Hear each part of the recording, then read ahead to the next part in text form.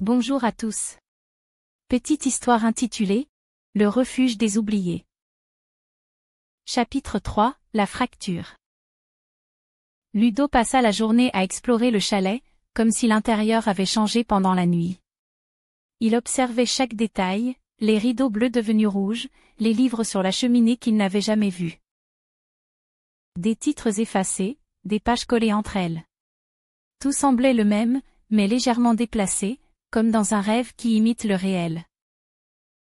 Elisa, elle, était revenue, comme si rien n'avait bougé. Elle préparait un bouillon en silence, l'air plus distante, plus fatiguée. Après le repas, il ouvrit un tiroir et trouva un petit magnétophone à cassette. Il l'alluma. Un clic sec. Puis une voix.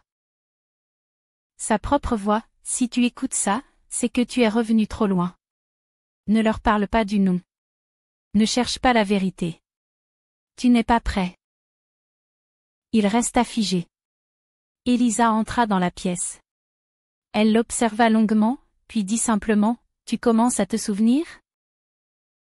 La nuit tombée, Ludo rêva. Mais ce n'était pas un rêve. C'était un souvenir. Une salle blanche, des murs de verre, des silhouettes penchées sur lui. Une femme en blouse blanche écrivait « Kellen Diez 17 refus de fixation ». Et son propre cri, étouffé. Il se réveilla en sursaut, couvert de sueur. Dehors, des voix chantaient à nouveau. Il descendit en silence, sortit du chalet sans que Elisa le voie. Les silhouettes avaient disparu. Mais au sol, dans la terre fraîche, il vit une rangée de petites croix en bois. Chaque croix portait le même prénom, Ludo. 10 fois. Puis une 11e.